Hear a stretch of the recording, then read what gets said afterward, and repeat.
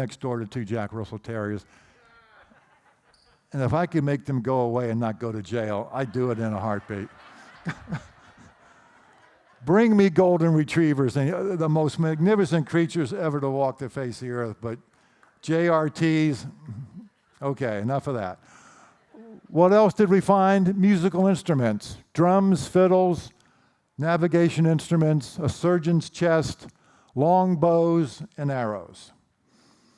And while only the third of the ship has been recovered, the treasure trove of attendant artifacts gives us a remarkable insight into what life was like in England in general and aboard a ship at that time. What do we think happened that day? Theories include ship was turning, got caught by a gust of wind, the leeward gun ports went underwater. As we say in the Navy, the water came into the people tank and the ship flooded and sank. But it got worse. Go back to the first picture I showed you. High forecastle, after castle. In the middle was kind of what we call a well deck. They would cover that with netting to prevent the other ship's boarders from coming on board easily. Well, it's a two-way street. Men were trapped below there, couldn't get out. Only 35 people on this ship survived. But why, after 30 years of successful service, did she sink? She had undergone a recent refit. A lot of topside weight had been added. They did not attend my CG lecture, apparently. Gun ports were less than 3 feet above the water. The ship heeled, and we think the water came into the ship. But they tried to recover her, and they were very clever on how they did this. In the meantime, it was reported that the captain was trying to lead an insolent and insubordinate crew. That's the worst kind. They did try to salvage her, and the way they did it was very clever. They would position a barge over the wreck, lower hooks, and attach the hooks and cables and wires to the wreck at low tide, cinch them up as tightly as they could, and when the tide came in, hopefully both would be raised off the bottom. They would haul it into the beach as far as they could until the tide went out, and just repeat this until they got it to where they could work on her. But for whatever reason, this method did not work. But they were clever in their approaches. She was raised in 1982 in one of the most complex and costly marine archaeological projects ever. Here's her hulk today. Now this next one, before I show you the picture, my daughter, who traveled widely in her first job, called me one day from Stockholm. Daddy, have you ever been to Stockholm to see the Vasa? No, sweetheart. You got to come see. This is the most incredible thing I've ever seen. You got to come see. Well, and my daughter's usually a pretty staid person. This really made an impression on her. The Vasa, another wooden sailing ship, 1628, was a ship commissioned personally by the King of Sweden. Can you all hear me now? On her first voyage, also caught a gust of wind, heeled the ship, lured gun ports underwater. Ship flooded and sank in 20 minutes with a loss of about 30 people. Bad design, as we will shortly see.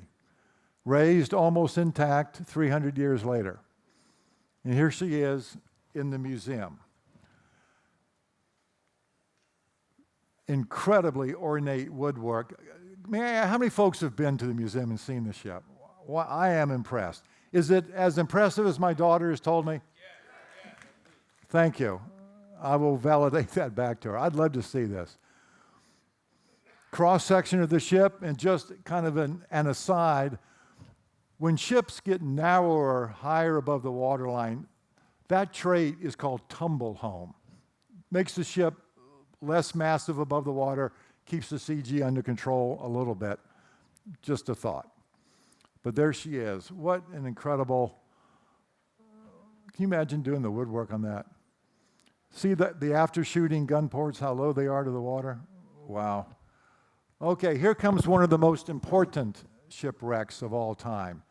The Scilly naval disaster of 1707. This thing just doesn't want to stay put. On that day in September, okay, can you hear me now? No. How about now?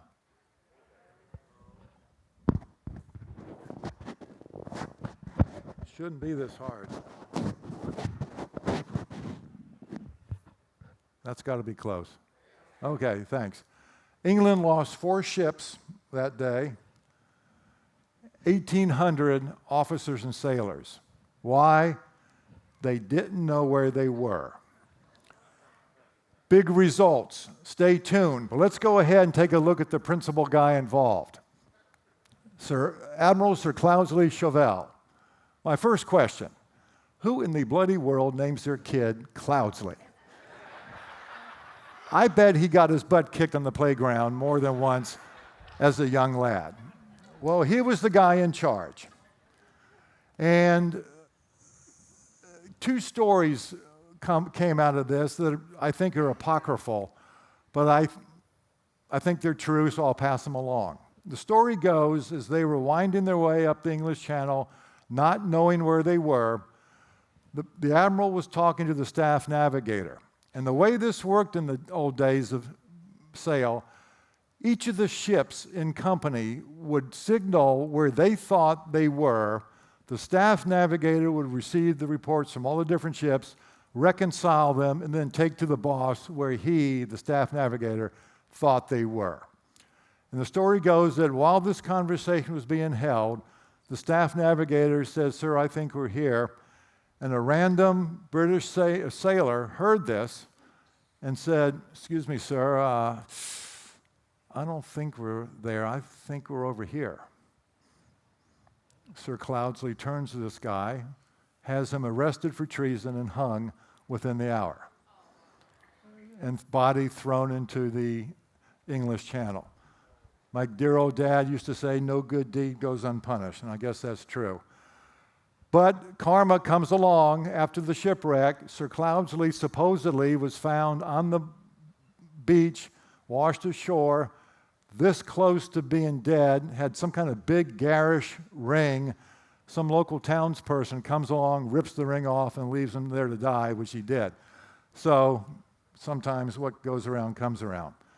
So we lost a lot of people that day. And well, let me come back to this. George Anson, another famous British Commodore, departed England in 1740. His mission was to round Cape Horn, South America, up into the Pacific to do his mission. As you can see, it took him 6 months to go from England to Cape Horn.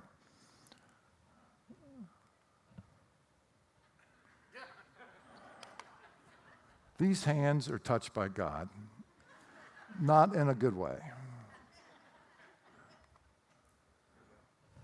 Okay, as he rounded South America, he hit a storm for 58 days. Could not take a star sight, sun sight, moon sight. He thought he knew where he was, but big surprise, he didn't. He was going to an island off the west coast of Chile called Juan Fernandez Island. After 58 days, he figured he had cleared the tip of South America and was going to sail north to the island. He turns north, and bam, the first thing he hits is Chile. After 58 days, he had not gotten past the tip of the Cape. Holy moly, what are we going to do now?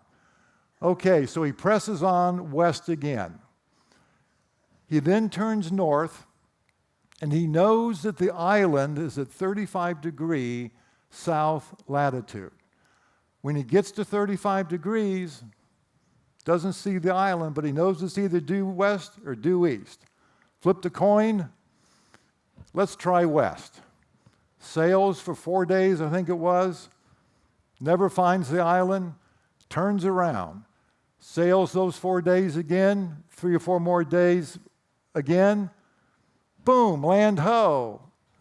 It was Chile. Holy crap. Turns around, sails to the west again, and finally finds the island.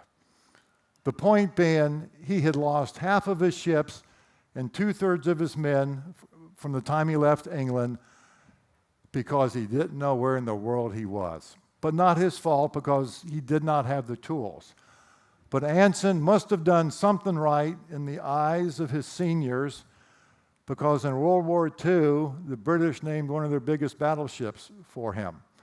So obviously he was held in esteem by the folks that ran the Royal Navy. This is a superb example of how not knowing where you are can kill lots of people. Another kind of random example, HMS Arniston, an East Indiaman chartered as a troop transport for the Crown. Aboard, there were 378 people, only 6 survived. She was sailing in a convoy from Ceylon, Sri Lanka, to England, got separated from the convoy in bad weather, bad navigation. She had been denied a chronometer, an accurate timepiece, by higher authority due to the cost. And here's where she went aground. She thought she was to the left by the Cape of Good Hope. She was many miles short, hit Africa, and sank. From the investigation, one of the officers said, this valuable ship and all the lives on board of her were actually sacrificed to a piece of short-sighted economy. That they might have been saved had she been supplied with the worst chronometer that was ever sent to sea is also quite obvious. Penny wise, pound foolish. Same part of the world, HMS Birkenhead. Troop transport with 600 and some people aboard, about 1/3 survived. Same neck of the woods, graveyard of the Atlantic in some parts. But this incident is famous for a different reason. There are lots of shipwrecks, but this was famous for a different reason. The incident is most remembered amongst historians as for the conduct of the British troops on board once the tragedy began. They mustered on deck, helped where they could with boats and passengers, and stood fast in their ranks until the very last moments when they were released to save themselves. I guess my point is, not only are Brits incredible engineers, the discipline and attention to duty of these folks is just remarkable. Stood fast until released. Again, from the investigation, the order that prevailed from the moment the ship struck until she totally disappeared far exceeded anything that I had thought could be affected by the best discipline. Everyone did as he was directed, and there was not a murmur or cry amongst them. All received their orders and carried them out as if they were embarking instead of going to the bottom. British soldier, what a remarkable man. And it was the term women and children first that actually came from this wreck, and that's really why I'm including this. This is from where that phrase came, women and children first. Fast forward to the early 1900s, this one really hurts as an American naval officer. Anyone here from the Santa Barbara area? Do you know where I'm going in this one? Worst peacetime loss of ships in the history of the U.S. Navy. A squadron of destroyers was transiting from San Francisco down to San Pedro. The Navy had a new system of radio bearings that if this station, when it bears such and such, you turn to whatever. Radio bearings. This system was in place, working properly. The guy in charge, the Commodore, just didn't believe the radio bearings, didn't turn when he was supposed to. Strangely and horribly, in the best tradition of the U.S. Navy, nothing new came from this.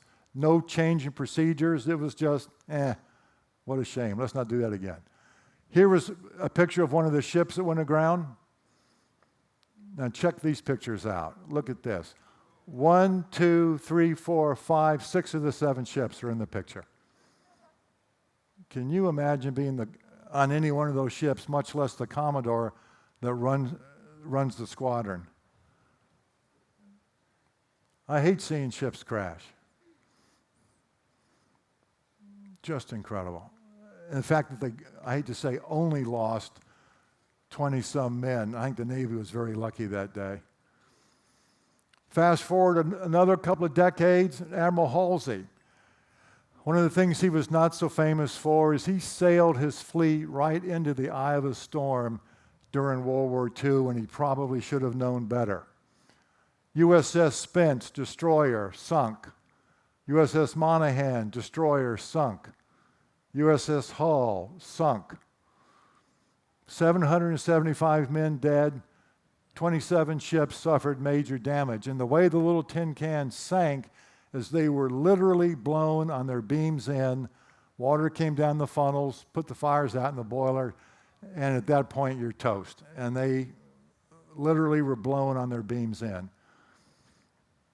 146 aircraft destroyed.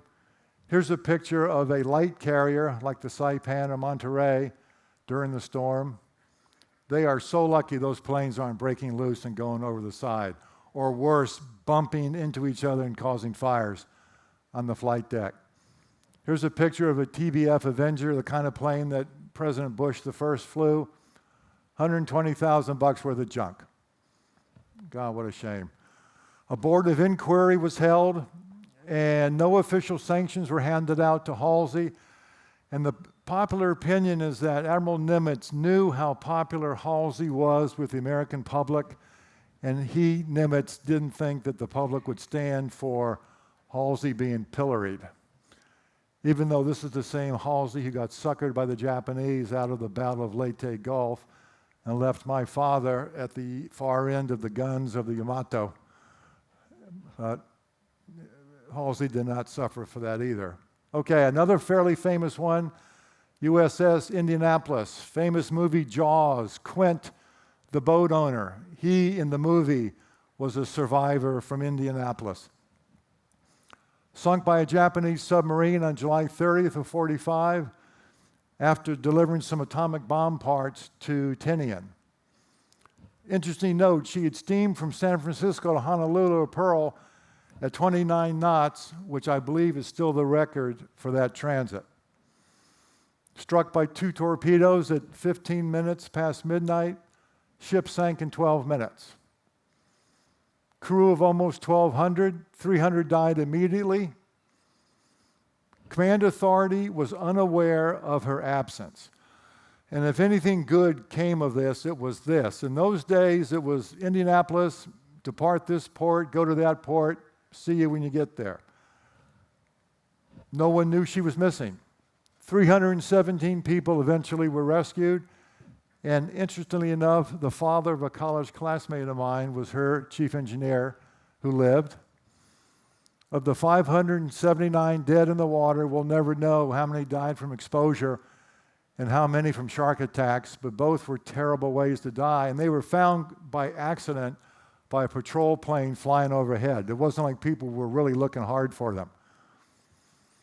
Captain Charles McVeigh was court-martialed for hazarding his ship and, quote, not ordering his crew to abandon ship. He was convicted of the hazarding charge and failure to zigzag. And those of you that have read about this may remember the Japanese skipper of the submarine was called back for the court-martial and actually testified that I would have gotten him whether he had zigzagged or not, but that didn't make any impression on the court-martial. He was convicted, but again, Admiral Nimitz cleared the conviction, returned Captain McVeigh to active duty, but sadly, I'm sure he was haunted by this and committed suicide in 1968 at age 70. It did spawn something good, and the Navy has what we call the move rep system. Of when your ship leaves San Diego, go to Pearl Harbor, you file essentially a flight plan. Every 4 hours, here's where I intend to be. And if you get more than X number of miles away from these intended points, you refile your flight plan so the Navy at least knows where to come look for you if you show up late one day or show up not at all. Here's one I remember very well as a young boy. I suspect many of you do too. Andrea Doria in Stockholm, 51 dead. Linda Morgan was a passenger on Andrea Doria. The 12-year-old, I think it was, daughter of a famous newscaster at the time. She began her voyage on Andrea Doria. She ended her voyage aboard Stockholm. She was in her bunk. The room got squished, and she was physically lifted off of one onto the other, unhurt. Stockholm disengaged, and little Linda lived to tell the story. The ships were in a fog. They both incorrectly interpreted their radar. And Stockholm, now, or most recently, motor vessel Astoria, only went to the scrapyard within the last 2 years. She operated all those years as a cruise ship.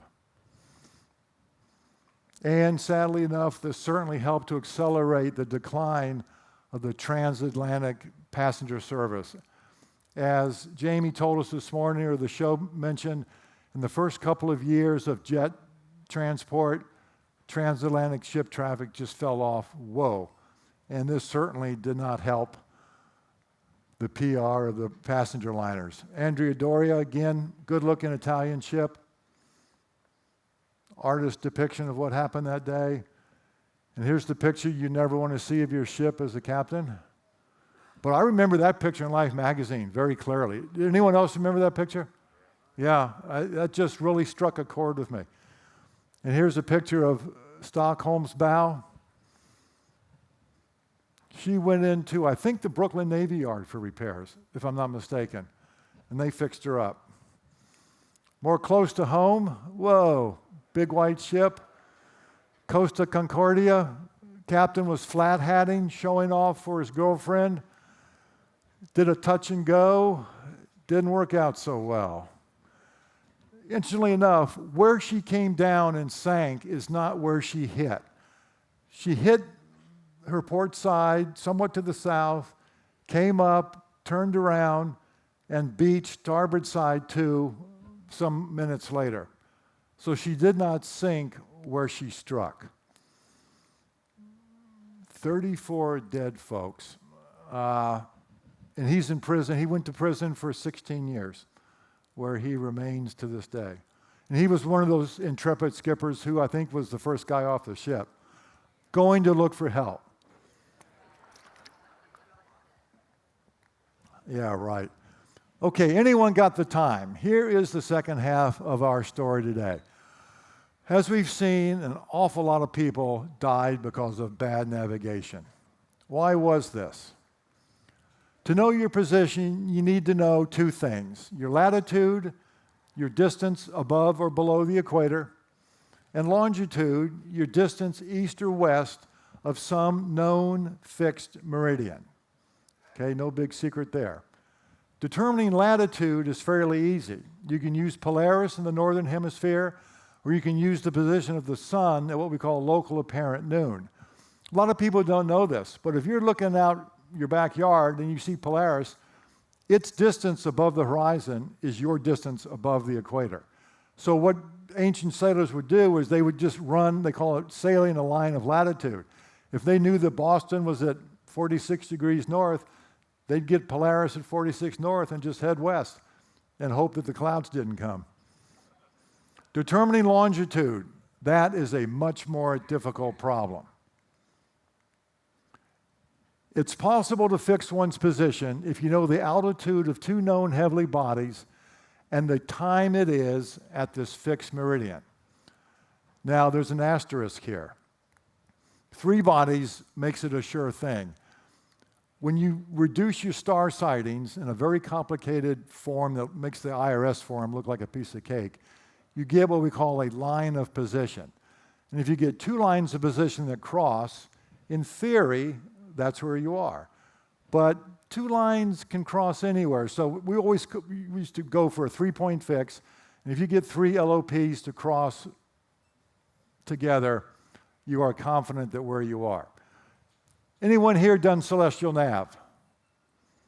Well, here's my story of celestial nav, slightly overstated. I learned in 1968 when it was all long form, no small black boxes. But it went something like this. Line number 1, enter the time and altitude of your heavenly body.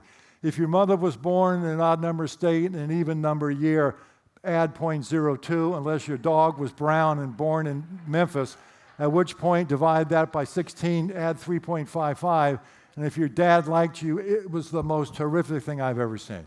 It was the most ungodly thing. It took me, and I'm not proud of this, it would take me 40 minutes to reduce each single star. So it took me 120 minutes to figure out where I was.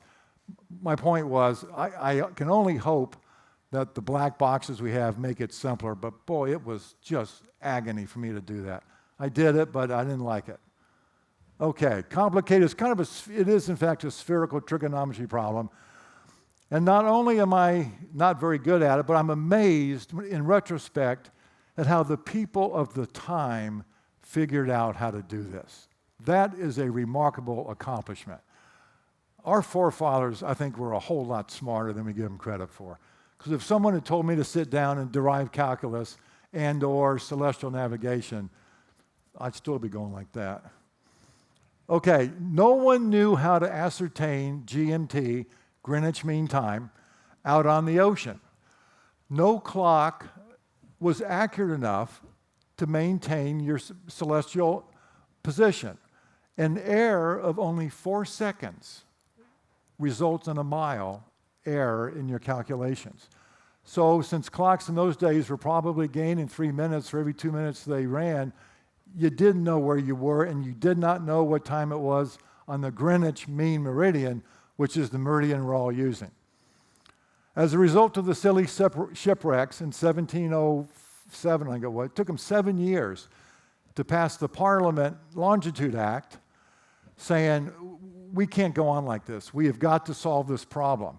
We're offering 10,000 pounds if you can come up with a clock that'll get us to within 60 miles. 60 miles. They were that desperate. We'll give you 15,000 pounds if you can get us to within 2/3 of a degree, 40 miles. And by Yump and Yemeni, we'll give you 20,000 pounds if you can get us to within 30 miles of where you really are. Well, up steps John Harrison. Have I ever mentioned that the Brits are good engineers and good innovators? This fellow was in fact a carpenter and a clockmaker, and he walked forward and said, I'm going to help you solve this problem. And he spent his entire adult career working on this with the help of his son to a large extent. He finally produced a chronometer up to the task and finally received his prize money just 3 years before his death, 23,000 plus pounds over the course of his lifetime. But this is an interesting story. His first instrument was called H1. It took him 5 years to make. It is 4 feet by 4 feet by 4 feet. Not something the navigator is going to put in his hip pocket and take to sea. Weighed 75 pounds. It still runs. He presented it to the board that he had to convince that he was solving their problem. He belittled it. Yes, it's accurate, but too big, too heavy. I can do better. In 1737, the good John Harrison produces H2, completely different machine. Took him 2 years to make, slightly smaller, 86 pounds, tested beautifully.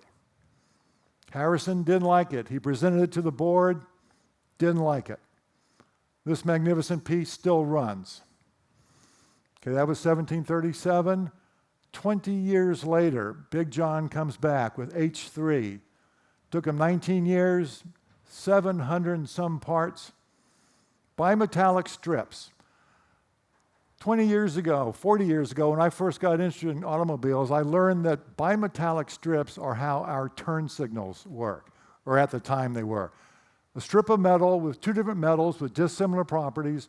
One side would get hot, bend this way, it would cool, and it would click, click, click, click, because you have two types of metal with different properties, bending and unbending together. He invented that concept for the H3 clock. So you can thank your turn signals, or John, for your turn signals. Weighed 60 pounds, tested beautifully. And what do you think? John wasn't thrilled, because he knew it was not a practical piece. He went back again. Still runs. And now all of a sudden, boom, H4, we shrink these massive clocks down to something much more manageable. Took him 6 years to make. About the size of a clock. First, he used oil. John did not want to use oil because no matter how thin it is, oil is going to get gummy and old and therefore affect the workings of your clock sooner or later. But he felt he had to, and he used oil in this clock. It tested beautifully. It still can run, but the folks that own it have chosen not to keep it running. But he said, I can still do better. And he went back and he made H5. Took him 3 more years to make. About the same size of a clock. About this time, John was not getting what he thought was his full due prize-wise. He went to the king, pled his case. The king was interested and said, okay, I'll help you. I will observe this clock for some given number of weeks, and if you convince me, we'll get you your prize. It worked perfectly. The king was convinced. King went to Parliament and said, pay up. Tested within 1/3 of a second per day. That's pretty good stuff. Parliament balked. The king stepped in, and Harrison got his prize late in life. Now, as important as these timepieces were, they were also very expensive, sometimes costing as much as 1/3 the cost of the ship they were riding. And you can see why a ship owner wouldn't want to do that. But once we figured out how to make chronometers in a mass production method, it all came down. Now, I'm going to close with kind of a cute story here. Some time ago, RMS Warramoo was sailing from Australia to England. The navigator looked at his track and said, we've got a unique opportunity ahead of us. He went to the captain and said, if you'll let me do blah, blah, blah, I will give you blah, blah, blah. And what this all was, and the navigator had a good sense of humor, and the skipper did too, Skippy, Scooby, Scappa, Dutch guy. He got the ship on a place on the earth where they were in 2 different days, in 2 different months, 2 different years, 2 different centuries, in 4 different hemispheres. The navigator had the ship cross the equator at midnight at the international date line at the equator, December 31st of a century. And I dare say that that's never been done before or since, but the captain said, yep, let's do it.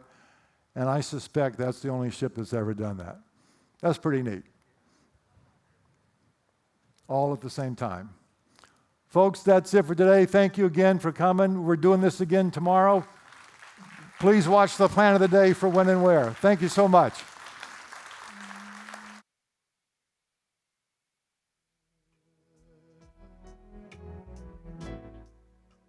A rider takes his pen to ride the